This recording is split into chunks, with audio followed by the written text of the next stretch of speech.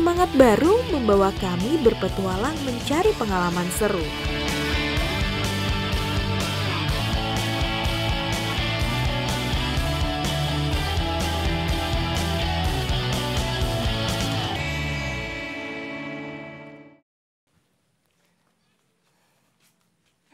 Di museum ini tersimpan banyak harta karun yang didapat dari kapal yang karam di perairan dan juga di daratan di Pulau Natuna.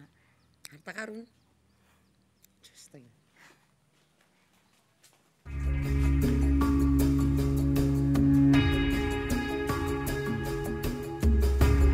Museum Sri Sindit yang berlokasi di kota Ranai adalah sebuah rumah yang dijadikan museum oleh seorang warga yang menemukan harta karun dan tidak tahu kemana harus menyimpan harta tersebut. Di tempat ini tersimpan banyak peninggalan dari zaman dinasti Shang hingga dinasti Ming. Dan benda-benda yang ada juga beragam. Mulai dari guci yang terbuat dari giok, guci dengan kualitas keramik pada masa dinasti Shang, peralatan dapur dengan bahan dasar tembaga, hingga beragam keramik dan benda-benda yang dianggap keramat seperti keris.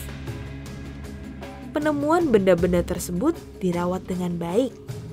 Ada yang dimasukkan ke dalam lemari kaca dan ada yang masih dibiarkan begitu saja di sebuah kamar kosong karena belum teruji kebenaran data dari benda-benda tersebut.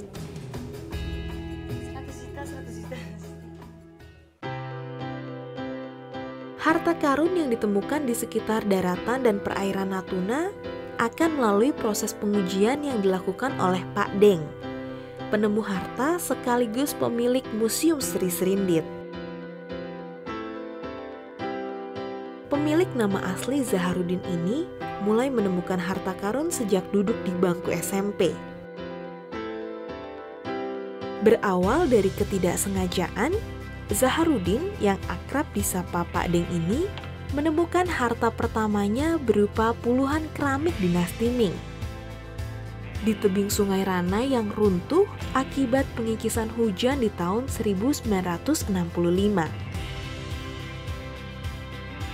Merasa tidak tertarik dengan penemuannya, Pak Deng memilih untuk menjadi guru. Dan di tahun 2008, beliau mendirikan museum ini.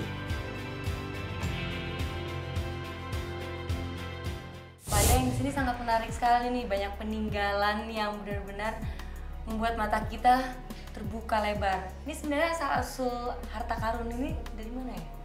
Asal-usul harta karun yang ada di museum kita ini adalah di hamparan Kepulauan Natuna ini sendiri, baik di darat maupun di lautnya. Oh, dari koleksi semua ini, yang paling berharga? Ada dua versi, yaitu versi museum dan versi kolektor. Kalau versi museum itu dilihat dari usia yang tertua dan keunikannya, kemudian dari versi kolektor itu dilihat dari kesempurnaan barangnya maupun usianya, jadi tanpa cacat satupun. Itu yang membuat harganya yang sangat menjanjikan. Kalau pemerintah gitu ada pertangan atau?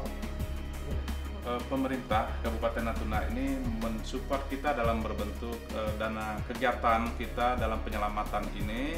Kemudian dari perhatian lain-lainnya juga sudah mendekati ke arah yang mendukung. Barang-barang yang ada di sini bagaimana untuk pendataannya? Keramik-keramik yang ada di sini untuk pendataan kami selain pengalaman sendiri, karena kami di museum ini juga sudah berpengalaman dalam barang-barang cagar budaya atau barang antik yang lebih dikenal itu barang antik itu puluhan tahun. Jadi saya sudah hidup dengan barang-barang ini sudah puluhan tahun. Kemudian untuk referensinya kami juga belajar dengan rekan arkeolog di UI maupun di DKP Pusat, dan referensi kami juga di internet. Terima kasih ya Pak Deng, Ya, terima kasih jelasannya.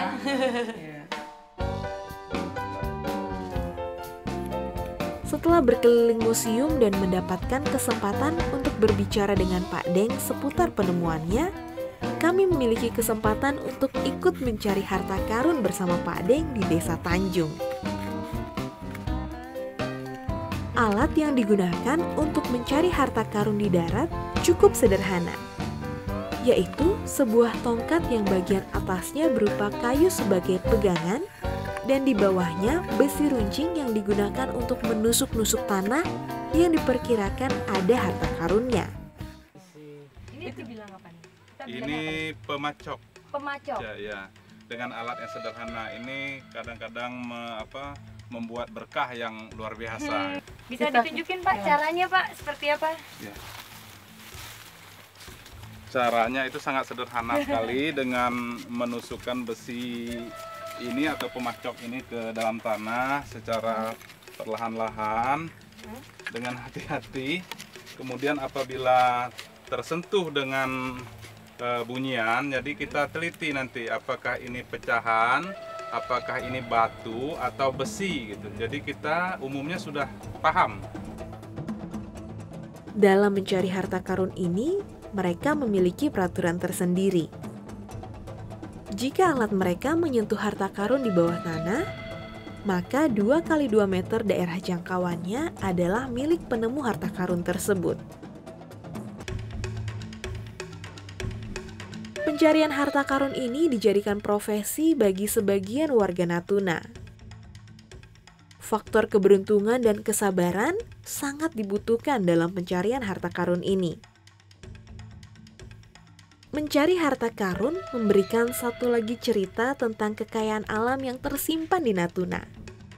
Meski tidak mendapatkan apapun, kami tetap memiliki semangat untuk menyusuri kekayaan tersembunyi lainnya yang ada di Natuna.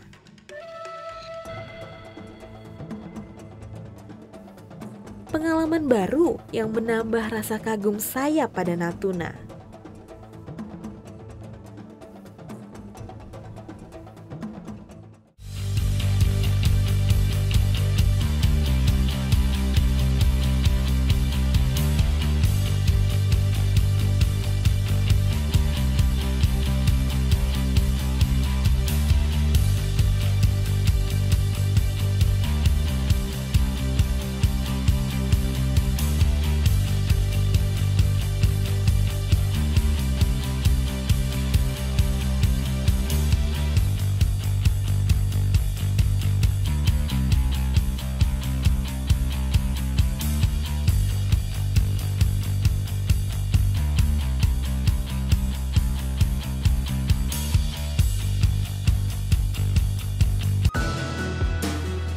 Peninggalan kapal dagang Inggris di awal abad 19.